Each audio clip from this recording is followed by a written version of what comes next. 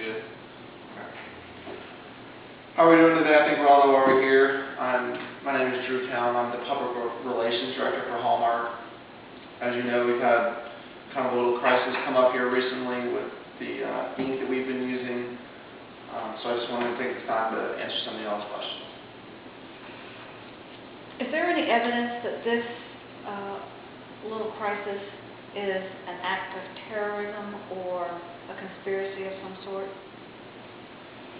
There's no evidence that either one of those situations. There hasn't been anything handed down from the government, or there hasn't been anything handed down from Homeland Security that would indicate it's an act of terrorism or indicate that there's any kind of sabotage going on. The situation seems to be localized. There hasn't been an outbreak. There hasn't been, a problem like this before. So it seems to be this is the beginning of a new kind of situation that we are starting to see and starting to have to deal with. Who was the high-ranking official within the Hallmark organization who blew the whistle to the Washington Post? We actually have not identified the official yet. We're still looking, going through all of our top management level people and trying to find who the leak may have been and what department he works in, what section of the company he's in. Is the leak actually even real? I mean, there can be 100 different scenarios of why somebody would say something like that to a reputable newspaper, such as the Washington Post. There could have been,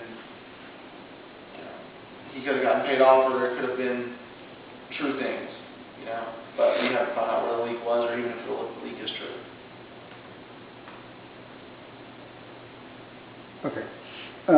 Okay, so what I'm seeing here in what we've been reading is that we've got a couple of inconsistencies. Number one, we've got the New York Times filing the story.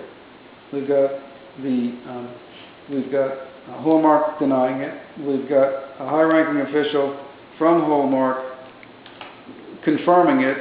And what's the company's position as to where we are with this? I mean, there seems to be a lot of inconsistencies. I mean, where the New York Times get their information, we know where the Washington Post got its information, but is this a common practice in the greeting card business to use poison ink? Is it cheaper? Where's all this coming from? The ink that is being used has been the ink that has, I don't want to say always been used, obviously, because there's been different technologies developed within ink itself to use on cards, to use on printer paper. All the companies that are doing greeting cards are using the same kind of ink. We do know that. As far as the inconsistencies go, like the question before, we don't know the high-ranking official that supposedly had leaked this. He could have been working in the maintenance department, and there is that, the connection between the maintenance department and the printing department, is not really there. So we don't know the reason why that came out. As far as the inconsistencies with where people are getting, where the newspapers are getting the information. The newspapers obviously want to sell papers, and so when stories such as this come up, whether it's in business, sports, or the financial world, newspapers kind of take what comes their way and they run with it. And then while they run with it, they do investigative reporting, and they try to dig deeper. Some of the stuff they dig deeper and get ultimately is not true. Some of it is true. At this time, we can say that our position is we don't know who the leak is or where the leak came from, and we're consistent with every other company that's producing, greeting cards such as Hallmark. But you said he, so do we know it's a he or a she? No, we don't know it's a he or she. We don't know it's a he or she. We don't know. I'm playing real, press conference person. Pick up on the stupidest thing. You cut it off? Yeah. Cut it off? Yeah. You're way beyond. What was that? You want me to shut it off? Yeah. Do you know what minutes I was at?